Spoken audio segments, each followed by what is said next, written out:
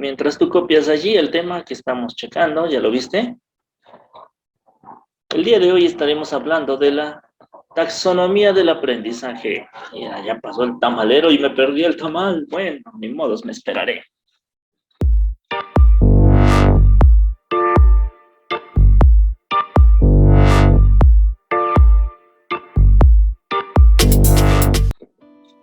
Hoy hablaremos de la taxonomía del aprendizaje. ¿Ya lo tienes? Ok. Si tú checas ahí en tu temario, la taxonomía, dice ahí taxonomía, y dice allí en tu temario del dominio cognitivo, afectivo y psicomotor. ¿Sí leíste ese temario?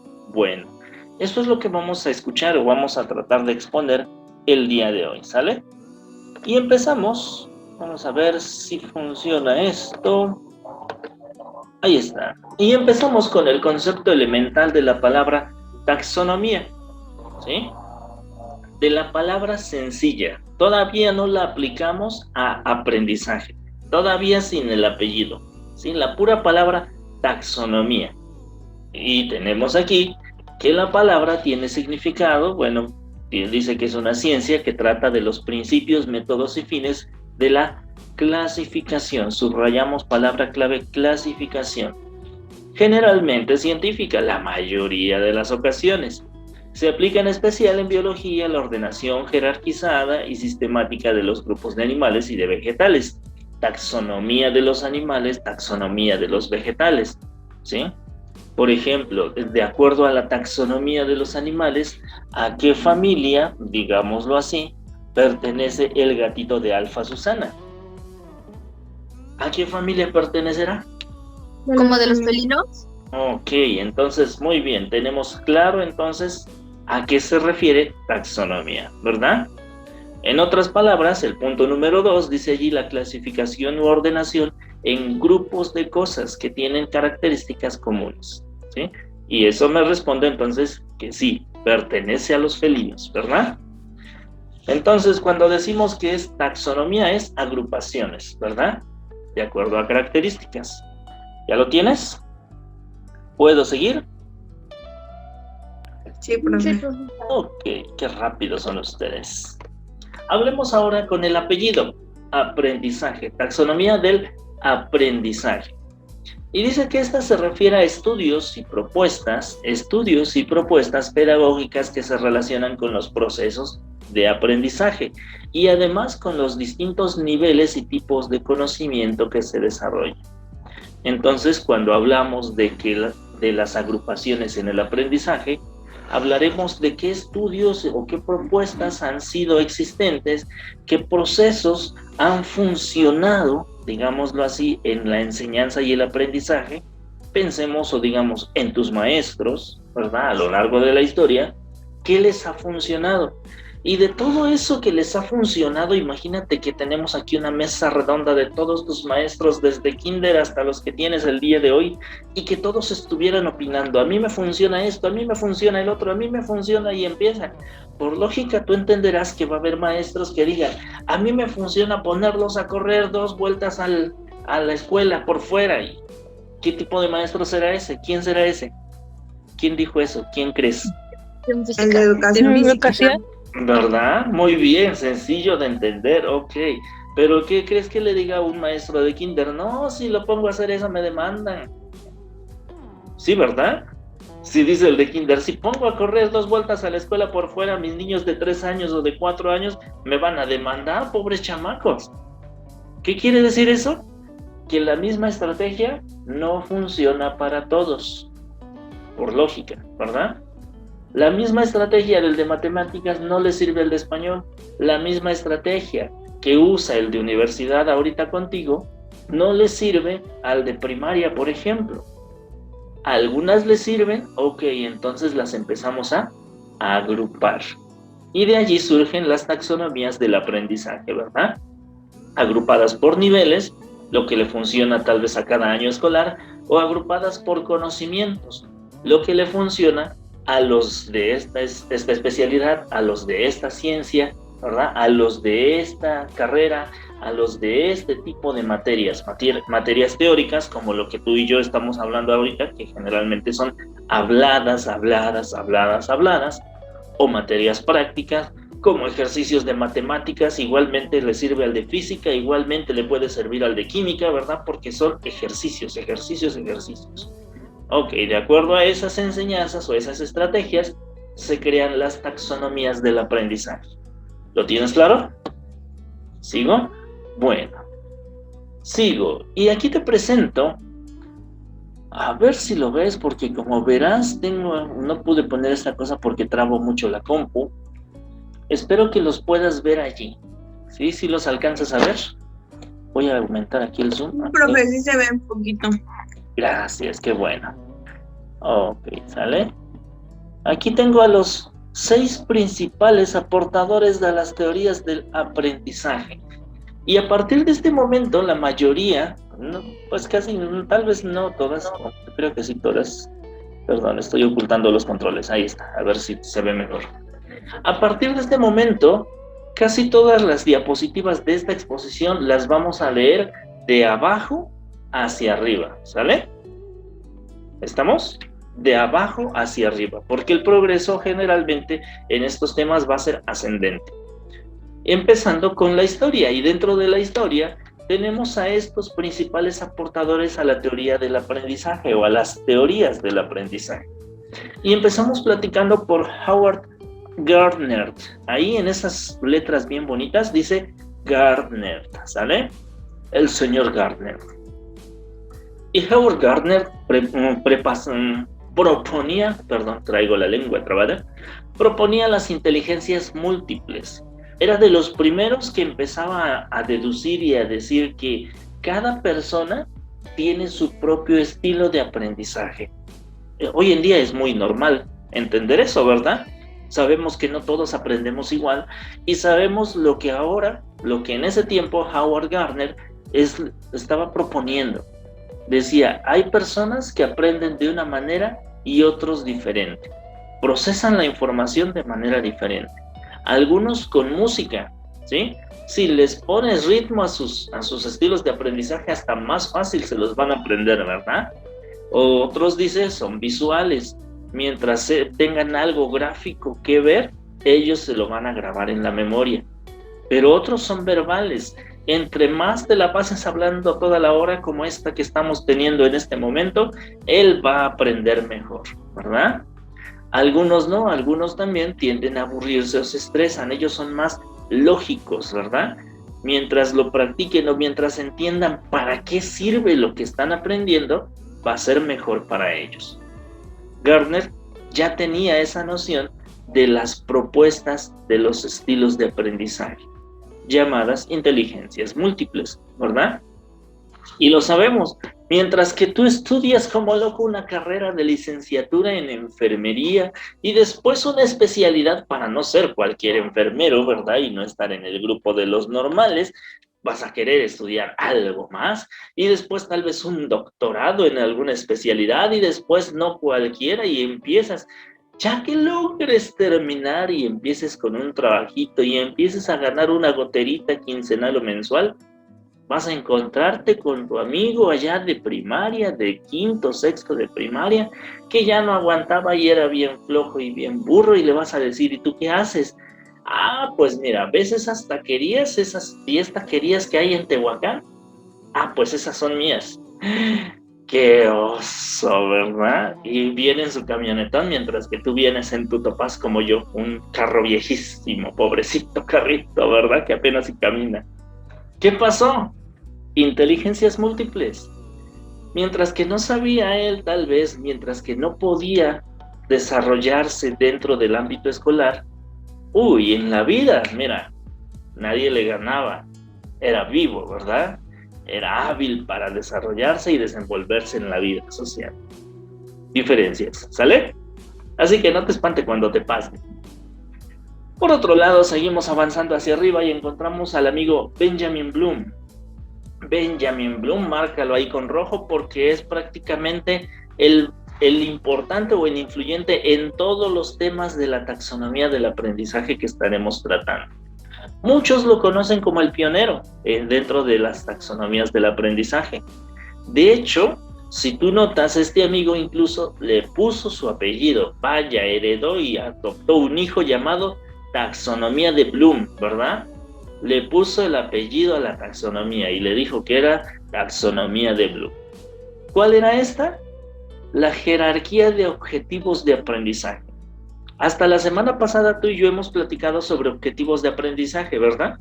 Y hemos hablado de cómo redactarlos, de cómo escribirlos, cómo diferenciarlos y demás.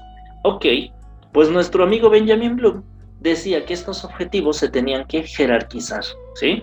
Y comienzan desde lo más básico, según él, el conocimiento, ¿verdad?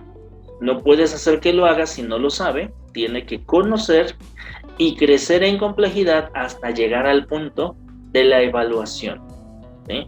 Él llegaba al punto más alto que dice que era cuando la persona era capaz no solo de hacerlo, no solo de saberlo, no solo de hacerlo, sino incluso juzgarlo, evaluarlo, ¿verdad? Juzgarlo para ver si estaba bien o estaba mal. Esto lo vamos a ver en esta clase sobre esas pirámides que inventó Bloom. Pasa el tiempo también, tenemos por ahí a Jerome Brunner, ¿verdad? Jerome Brunner. Y él habla del plan de estudios en espiral. Así le llamaba a su teoría, a su aportación a las teorías del aprendizaje. Él decía que los niños pueden abordar temas desafiantes de maneras apropiadas para su edad. Y estos temas pueden ser revisados y ampliados año tras año. Él decía que de acuerdo a lo que el niño sabe, es lo que se le puede enseñar. Sí es cierto que el niño tal vez ya va en quinto de primaria y ya debería saber dividir con más de 3 dígitos, ¿verdad? Pero no lo puede hacer todavía. Hay que enseñarle de acuerdo a lo que él alcanza a aprender. ¿Entiendes?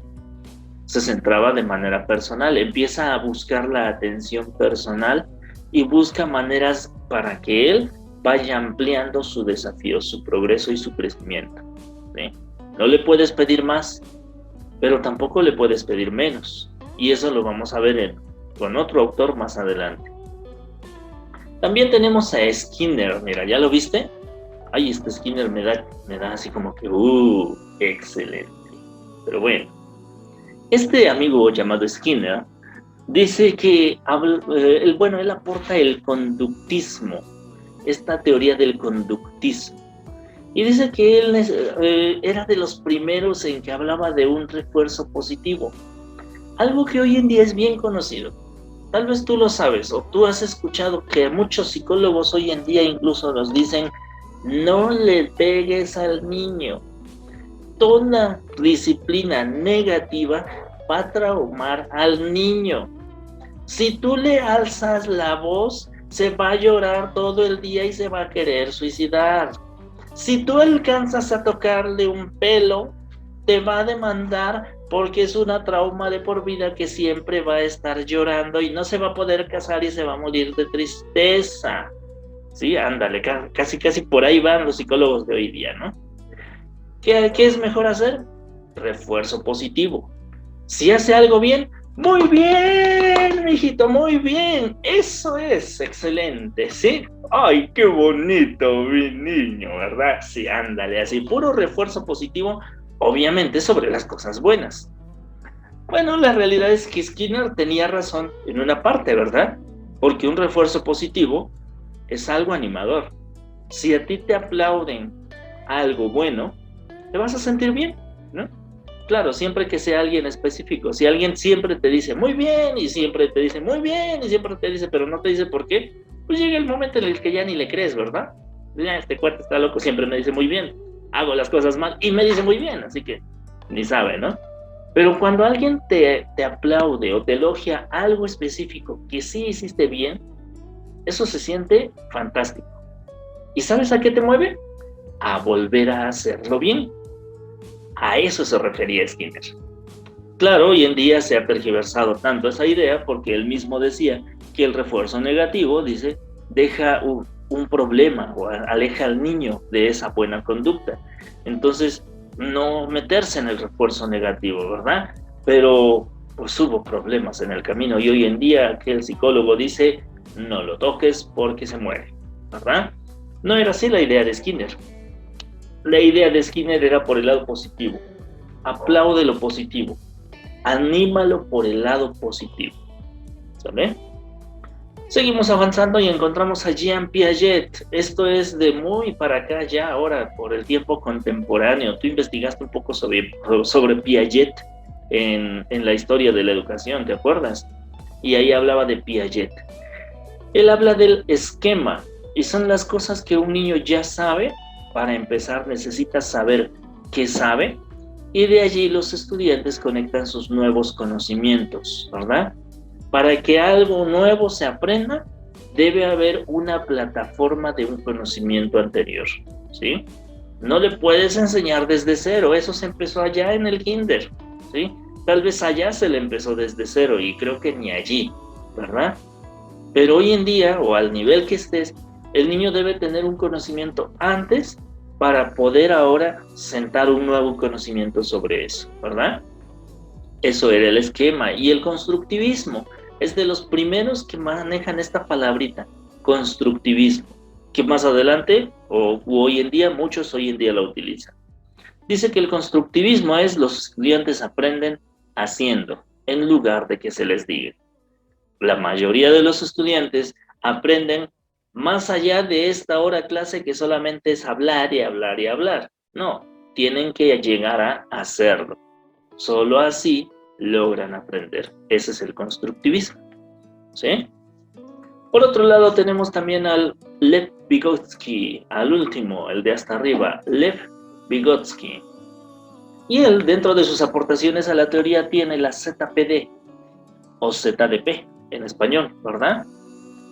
¿Qué es esto? Es la zona del desarrollo próximo, ¿sí? Dice él que la gama de habilidades son un poco más difíciles de lo que el estudiante puede hacer de forma independiente. Son esas posibilidades de lo que puede hacer inmediatamente, ¿sí? Si tú quieres que el niño aprenda a correr, pero pues allá, dice, allá dentro de un año, ¿no? Ok, no lo pongas a correr ahorita, no va a poder correr. ¿Qué tiene que hacer?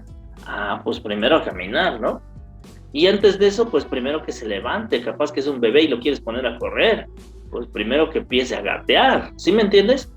¿Qué es lo más inmediato que puede aprender? ¿Sí? Si tú le quieres enseñar cálculo diferencial e integral a un niño de quinto de primaria, espérate, primero enséñale las multiplicaciones y divisiones básicas, ¿sí? Vygotsky siempre se centraba en la zona del desarrollo próximo, lo más inmediato a aprender, y después te preocuparas por lo que sigue. No podías pedírselo ahorita, tienes que esperar hasta el tiempo apropiado, ¿sí? Preocuparse por el hoy. Hoy en día lo podríamos decir así. ¿Sale? Bueno, voy a bajar aquí el porcentaje y espero pasarme para acá. Tengo 4 nombres aquí importantes, 2 de ellos ya los platicamos y 2 más no los hemos tratado, pero más vale que los escribas porque también están dentro del tema. ¿Sale? Tenemos ahí a Bloom, tenemos ahí a Marzano, ojo, no dice Manzano, ¿verdad? Es con R, Marzano, ¿sale? Tenemos a Kendall, si no mal me acuerdo, se llamaba John Kendall, ¿sí? Y tenemos a Vygotsky, ¿sí? Estos 4 personajes son importantes porque son de los aportadores o de los mayormente conocidos como aportadores a lo que hoy en día se le llama esa taxonomía del aprendizaje o teoría del aprendizaje. Hemos hablado un poco de algunos de ellos, todavía platicaremos un poco más sobre ellos, ¿sale? Ahí está, empezando por Benjamin Bloom. Y Benjamin Bloom proponía o hacía esta teoría diciendo que había 3 dimensiones dentro de esta taxonomía o de esta agrupación de objetivos en la educación, ¿sí? Eran 3 agrupaciones más importantes: el psicomotor, el afectivo y el cognitivo. Y si tú te fijas bien en ese dibujo, aparte de llamarle dimensión cognitiva, afectiva y psicomotor, ahí volvemos a encontrar algo de lo cual ya hemos platicado. Esta sería la 3ª vez. ¿Qué encuentras allí? Dímelo. Los pilares de la... Fantástico, Jennifer. ¿Cómo otra vez? Los pilares de la educación, aunque falta el de saber convivir. Muy bien, excelente respuesta y muy completa. Eso es, ¿verdad? Otra vez encontramos ahí los 3 pilares de la educación. Y sí es cierto, no está el saber convivir. La mayoría han dicho que ese se integra implícitamente, ¿verdad? Pero por lo menos tenemos 3. Ahí están. Y cada dimensión de esa agrupación de los objetivos de la taxonomía, cada una ataca uno de los 3 pilares de la educación que tenemos restantes. ¿Sale? Cognitivo, afectivo y psicomotor. Hablemos del cognitivo. El cognitivo, según el amigo Bloom, dice que es la habilidad para pensar sobre los objetos de estudio. Los objetivos del dominio cognitivo giran en torno del conocimiento y comprensión de cualquier tema. El campo cognitivo es el área intelectual, ¿verdad? Y habla de conocimiento, de comprensión, de aplicación, de análisis, de síntesis y de evaluación, ¿verdad? Todas estas palabritas que atacan directamente aquí, ¿verdad? A la cabeza, a lo que tienes aquí adentro. Eso es, de eso se encarga la dimensión cognitiva. Y para muestra del progreso te presento la primera pirámide de Bloom, atacando al dominio cognitivo, ¿sí? Según Bloom, tenemos aquí el dominio cognitivo y el progreso ascendente de abajo hacia arriba lo tenemos que primero debe establecer un conocimiento. No puede el niño ir más allá si no conoce el tema del cual tú le vas a enseñar. Tiene que aprenderlo, después tiene que comprenderlo. ¿Por qué hago esto? No te preocupes, tú apréndetelo así. Así, estos pasos. Ya que te los aprendiste, ahora sí. Mira, te explico. Ya que te lo sabes, te explico esto. ¿Ya lo comprendiste? Te explico por qué va después esto. Te explico cómo se hace. Comprensión, ¿sí? Ya que lo comprendió, ahora sí, ¿cómo lo aplicarías tú? ¿O de qué crees que te sirva aprender esto? Empieza en su mente a trabajar el por qué me lo estoy aprendiendo en esta carrera. Busca una aplicación. Ok, después de la aplicación, un análisis. Ahora, ya que te lo sabes, ya que sabes por qué te sirve, ¿qué opinas? ¿Por qué es tan importante? ¿Crees que? Imagínate si, ¿cómo lo aplicarías? Empieza la aplicación, pero con un análisis. Bueno, después de eso, la síntesis. Ahora, cuéntamelo tú. ¿Cómo lo explicarías o cómo resumirías todo esto que tú has aprendido? ¿Sí? Empiezas a contármelo. ¿Tienes esa capacidad de contarlo, de explicarlo, de hablarlo? Has llegado al punto 5. Ya puedes hacer una síntesis.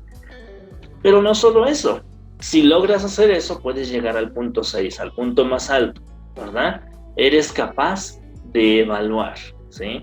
No solamente hacerlo tú, sino evaluar el hecho tuyo y el hecho de los demás, ¿sí? Ahí tenemos el dominio cognitivo. Tenemos también el dominio afectivo. Y en el dominio, la dimensión afectiva, tenemos el modo como la gente reacciona emocionalmente, su habilidad para sentir el dolor o la alegría de otro ser viviente. Los objetivos apuntan a la conciencia, crecimiento de actitud y emoción y sentimientos. El campo afectivo, a ver, me pauso un segundo, dice que mi internet es inestable, ya volví. ¿Sí? ¿Sí me veo bien? ¿Sí? ¿Me veo bien? ¿Me escucho bien por lo menos? Entrecorta, profe. Profe, se escucha entrecortado. Ok. Se traba, profe. A ver. Voy a pausar, esperar un segundito en lo que se reacomode el internet. ¿Ya me escuchas mejor? Sí, profe. ¿Ya se oye? Sí. Ya, profe. Entonces, hablábamos de que ataca los sentimientos y el criterio del campo afectivo se basa en esa discriminación de categorías del campo afectivo, ¿verdad? Que promueve una actitud, un valor o una apreciación. Y tenemos la segunda pirámide del amigo Bloom, el dominio afectivo. Empieza por la recepción, sigue por la respuesta, la valoración, la organización y la caracterización, ¿sí? Primero necesitas recibirlo, sentirlo tú mismo. Ya que lo sientes tú mismo, eso provoca una reacción en ti. Aprende a valorar algo, ¿sí? Ya que lo sabes valorar ese trabajo, ese aprendizaje y demás, entonces puedes organizar, puedes trabajar con alguien más, puedes apreciarlo, puedes juntarte con alguien, llevarte con él, aprender a apreciar esos trabajos e incluso a llevarlos o a repetirlos, caracterizarlos, ¿verdad? ¿Lo tienes? Bueno, pues ahí te va la tercera. El psicomotor, en 2 minutos te lo explico rápidamente. El psicomotor es más fácil de comprender. Habla de todo lo que se lleva a cabo con las manos, ¿verdad? O con los pies también. Todo lo que es manipulación, habilidades, conducta, destreza, dice el campo psicomotriz. Todos esos desarrollos, destrezas que se alcanzan, también se encuentran en otra pirámide del lado o del dominio psicomotor. Primero tiene uno que aprender a imitar. Yo lo hago, hazlo tú. Yo lo hago, hazlo tú. Ya que lo logras, se sabe manipular, ¿sí? Ya que se logra esto, bueno, ahora hazlo más bonito, hazlo más exacto. Ya que está bien hecho, o ya que lo sabes hacer por tu cuenta, bueno, ahora hazlo bien, porque tal vez todavía te está fallando. Aprende a controlarlo, ¿sí? Pero llega un punto en el que incluso puedes tú mismo hacerlo casi con los ojos cerrados, o incluso al punto 5, a proponer ideas nuevas. Está muy bien, pero se puede hacer mejor. ¡Wow! Tu iniciativa y tu creatividad del dominio psicomotor llegaron al punto más alto. ¿Sale? Bueno, entonces estábamos hablando aquí del dominio psicomotor, ¿verdad? Según Benjamin Bloom, esta tercera pirámide, voy a ocultar controles, ahí está. Según Benjamin Bloom, esta tercera pirámide nos daba a entender el progreso ascendente del desarrollo psicomotor, ¿verdad?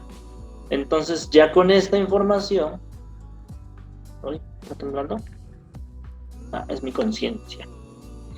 Ya con esta información, ahora sí, podríamos deducir cómo se puede atacar las 3 dimensiones de acuerdo a Bloom. Pero, ¿qué crees? Que el amigo Bloom no terminó allí. De hecho, tal vez empezó o terminó al revés, ¿verdad? Según Bloom, él utilizó estos adjetivos siguientes para relacionar los niveles de cognición y los demás, ¿verdad? Y tenemos aquí este, según yo, se parece mucho a este. Voy a regresar un segundo. A este, ¿verdad? Míralo, chécalo bien, analízalo, ya te lo aprendiste, y mira. ¿Ya lo viste? Se parecen. Sin embargo, Bloom, después de estas 3 pirámides, se centró en esta, podríamos decir que es la que le dio más atención, y esta pirámide la concentró para poder llevar a cabo los 3 niveles, digámoslo así. De hecho, después de que hayas escrito esta, ahora sí te presento. ¿Estás escribiendo? ¿La capturas? ¿O me sigo derecho? ¿No? Ya, profe. Sí, ok. Después de esto, ahora, con base en esa pirámide, se lleva a cabo la clase invertida. Pues es que Bloom fue de los primeros en crear pirámides, ¿verdad? Estas pirámides de la taxonomía. Pero, ¿qué crees? Muchos después de él, de hecho, aprendices de él, llevaron a cabo sus propias mejoras a estas teorías del aprendizaje. ¿Has oído hoy en día hablar a algún maestro de la clase invertida o del modelo invertido? Bueno, vamos a tratar de analizar qué es esto y cómo antes se hacía una clase o una sesión de clase y cómo se hace ahora. Acuérdate que todo es de abajo hacia arriba, ¿verdad? Así que vamos de abajo hacia arriba y nos vamos a centrar en el lado izquierdo, en el modelo tradicional, ¿sale? Antes, el docente, se dedicaba a transmitir el conocimiento a los alumnos durante la clase y el alumno lo recibía de manera pasiva. Ese es el modelo tradicional y hoy en día se sigue utilizando en muchas ocasiones. Por ejemplo, esta clase, ¿verdad? Prácticamente yo hablo y tú calladito, ¿verdad? Así, aprendizaje pasivo. Eso es el aprendizaje pasivo. Cuando alguien está sentado, callado, simplemente observando, escuchando, escribiendo, es aprendizaje pasivo, ¿verdad? Generalmente se mencionaba o se hacía ver que esto era el aprendizaje pasivo y que esto era lo ideal. Cuando viene el modelo invertido, se dice que para que se llegue a este aprendizaje base, acuérdate y ve que estamos en las dos partes de la pirámide hasta abajo, nos vamos al lado derecho y dice que el alumno también puede adquirir el contenido a través de videos o a través de información que él pueda manipular a su propio ritmo. ¿Sigues escuchándome bien? Porque aquí me dijo que estoy inestable, ¿sí? Ok. Que pueda manipular a su propio ritmo. Es decir, que no es lo mismo que yo esté toda una hora a clase, bla, bla, bla, bla, así como el de los Peanuts, ¿verdad? De Carlitos y Snoopy, que cuando habla el adulto nada más, ándale, así ando toda una hora, ¿verdad? Y tú calladito escuchando y escribiendo, ¿no? No es lo mismo aprender así que decirte, ¿sabes qué? Vamos a tratar este tema la siguiente clase, si quieres búscalo con estos nombres, investiga y platicamos. Y en la clase empezamos, ok, vamos a investigar esto, a ver, busca aquí, a ver, investiga acá, a ver, dime, investiga qué significa esto. Te integras, ¿verdad? O te voy a dar toda esta información, mira, te mando todos mis videos de YouTube, investiga, estudia y busca estas respuestas, ¿verdad? Tú vas a tu propio ritmo. Es mejor porque muchas veces al ritmo que va el maestro es muchas veces al ritmo que va la mayoría. Si todos o si varios ahí van muy rápido y van entendiendo muy rápido, uy, el maestro se emociona y corre, ¿verdad? Para que no lo alcancen. Pero pobres de los que nos vamos quedando en el camino, porque ahí nos dejan, ¿sí? Entonces la clase invertida es, te abundo la información y avanza a tu ritmo y entonces vengo y yo te ayudo, ¿vale? Esto es para la parte base de la pirámide. En la parte alta, si tú notas, en el lado del modelo tradicional, se acostumbra a esto. El alumno es responsable de desarrollar sus habilidades complejas a través de tareas en su casa, ¿verdad? De manera individual.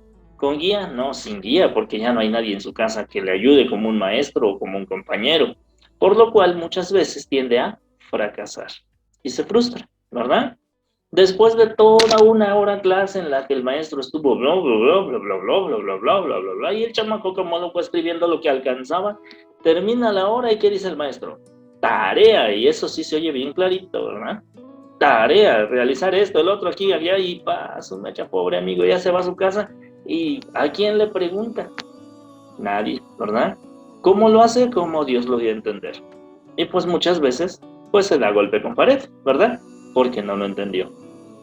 Por el lado del modelo invertido, se propone que los alumnos y docentes trabajen de manera colaborativa en el aula y las actividades se desarrollen allí, para que se identifiquen errores y para que se corrijan y todos puedan aprender de ellos. La realidad es que muchas veces el valiente que dice yo tengo una duda cuando un maestro dice hay dudas, ese es muy valiente porque él salva a todo el grupo. Sencillo, ¿verdad? Porque la duda que él expresa la tenían todos, pero nadie se atrevía a decirla. Ok, cuando sucede eso en una hora clase, el maestro se debe dedicar a resolver el problema. Y así los alumnos, cuando se vayan, se van a ir sin la duda, sin el problema en cómo resolverlo. Esto es en general para cualquiera que va a aprender. Decía Bloom que esta idea es hacer las cosas, equivocarte en presencia de los que están aprendiendo para que ellos vean cómo lo corriges o que ellos se equivoquen cuando tú estás. Si se llevasen tarea a casa, saben cómo resolverlo porque van a tener la solución en tus manos. ¿Sale? Esto es la clase invertida. La misma pirámide, las mismas ideas de Bloom, pero al revés, ¿verdad? Para que puedan trabajar de una manera más rápida. Ok. Aquí te presento y empezamos a hablar del mismo Bloom, pero ¿qué crees? Hay una segunda generación del Bloom, ¿verdad? El Bloom digital. Y es que como Bloom, aunque nace en 1956, tal vez tiene la edad de tus padres, ¿verdad? O si eres muy joven o tienes familia muy rápida, pues tal vez hasta de tus abuelos, ¿verdad? Pero entonces, según Bloom, él después tuvo que vivir una nueva generación, la generación del internet, la generación digital. lo que hoy en día para ti es normal porque naciste en esta, ¿verdad? Pero, pues bueno, yo le veo así más o menos, del 56 es más o menos mi papá, mi mamá, tienen unos 60 años, entonces imagínate, Bloom, si vive, tendrá unos 60 años, más o menos, ¿verdad? Y entonces, o sea, de acuerdo a este amigo, en aquel tiempo la educación era diferente. Los papás llegaban a la escuela con el hijo y le decían, aquí está mi hijo y aquí están sus pompitas, querido maestro. Ah, y si le falta, aquí está un cinturón, ¿verdad?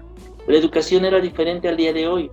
La educación era por medio de libros, la educación era otra onda, ¿verdad? Y hoy en día lo digital obligó a Bloom a reformar por él mismo sus propios verbos, sus propias categorías, su propia manera de ver los mismos dominios, ¿verdad? Y como verás, aquí hay una diferencia entre Bloom y Bloom Digital en los dominios. El psicomotor no se atendía demasiado hasta en el tiempo del Bloom Digital. ¿Sí notaste eso? Ok. Seguimos progresando y después de ellos, en el 2007 y 2008 llega por ahí Marzano y Kendall, dos de los aprendices de Bloom. Y ellos también empiezan a trabajar sus propios modelos, sus propias taxonomías, sus trabajos educativos, ¿verdad? Y empiezan a cambiar las teorías de los dominios como información mental, ¿verdad? Y psicomotor, que dicen todo lo que es afectivo y todo lo que es cognitivo, todo está aquí en la cabeza, así que todo lo metemos en bola para allá y así nos simplificamos las taxonomías en dos, lo de adentro y lo de afuera, casi, ¿verdad? Y empiezan a crear sus propias categorías y procesos y demás, ¿sale? Esta tabla solamente es rápida para poder ver que no solamente Bloom, sino más adelante dos de sus aprendices llegaron también a hacer sus propias propuestas de taxonomía. Marzano. Aquí vamos a irnos muy rápido, si quieres tú tómale una captura. Esta tabla abunda, nada más búscala como taxonomía de Marzano, esta tabla abunda en internet. Pero vamos a tratar de ver cómo era esa taxonomía según Marzano. Y nota que incluso esta sombra gris tiene un significado en este momento, ¿sale? Marzano también tenía su aprendizaje progresivo. Y él decía que este aprendizaje empezaba por aquí, por el conocimiento o el recuerdo. Algo parecido a Bloom, ¿verdad? Dice que primero se tiene que aprender, ¿verdad? Y si tú notas aquí empieza a haber verbos que tú puedes encontrar y utilizar cuando redactas objetivos, cuando dices primero qué tiene que hacer, recordar, ¿verdad? O conocer. Ok, también está el conocimiento, y en el conocimiento, después de aprenderlo, después de memorizarlo, lo tiene que comprender, la comprensión, ¿verdad? Después el análisis, se parecen mucho a Bloom, y después la utilización. Y aquí hago una pausa, o aquí hacemos una pausa, porque estos 4 pasos pertenecen al sistema de cognición, o lo que conocemos, ¿verdad?, como el aprendizaje cognitivo, ¿sí? Deja, Joana, está en clase, pobrecita. ¿Por qué le haces bullying? ¿Ya ves?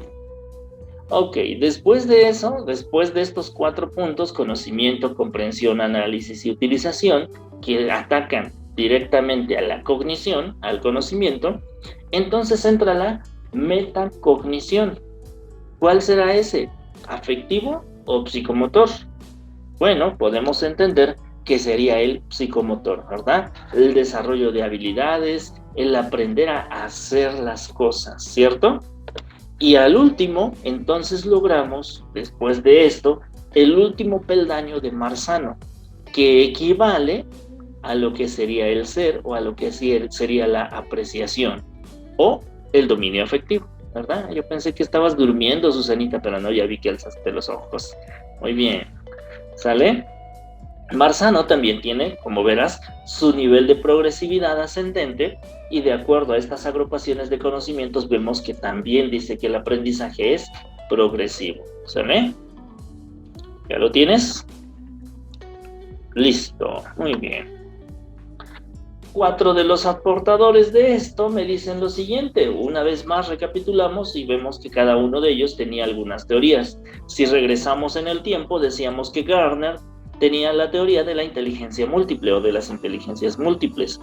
De allí más adelante avanzó Y Brunner hablaba del aprendizaje por descubrimiento, que las personas pueden ir aprendiendo de acuerdo a lo que tienen a la mano, de acuerdo a lo que enseñas y de manera progresiva. En este tiempo, en la edad contemporánea que ahora trabajamos, existe Jean Piaget y habla del desarrollo de las funciones cognitivas. Él empezaba a hablar del constructivismo, ¿te acuerdas que dijimos eso?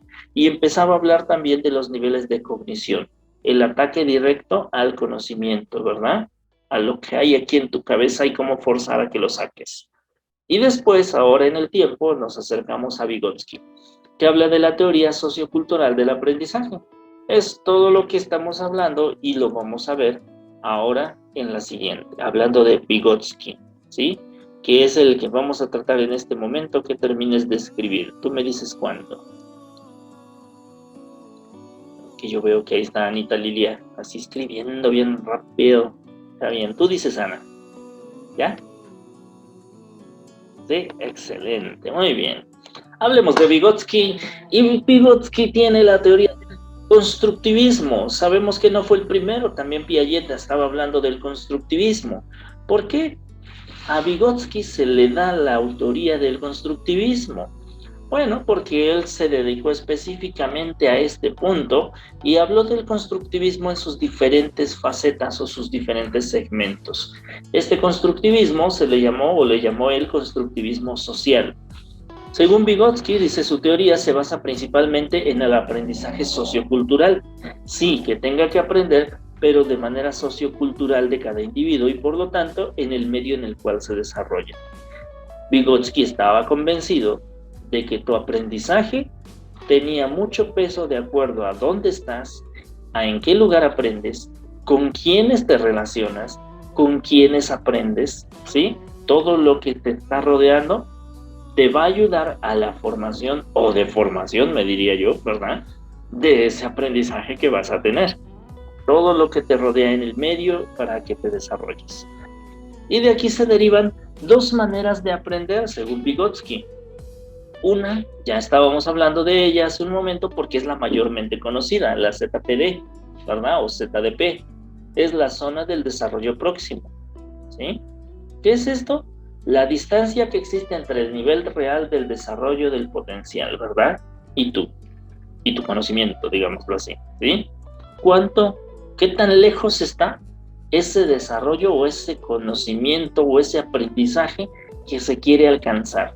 ¿Qué quieres alcanzar o qué quieres que alcance la persona a la que le vas a enseñar, ¿no?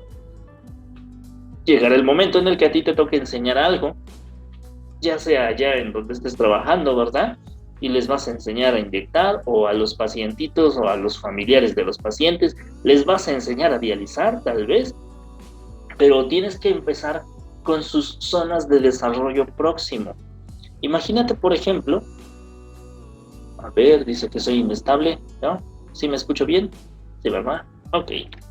Imagínate, por ejemplo, una escena como la siguiente. A un paciente... ¿No me escuchas bien, Ana Lilia? ¿No me escuchan bien? ¿No? ¿Me oyes? Sí, profe. Sí, profe, yo se lo escucho bien. ¿Sí? Ah, ok, Ana Lilia. Entonces tenemos problemas de aquel lado. Sí, no eres tú, soy yo. No digo, no soy yo, eres tú.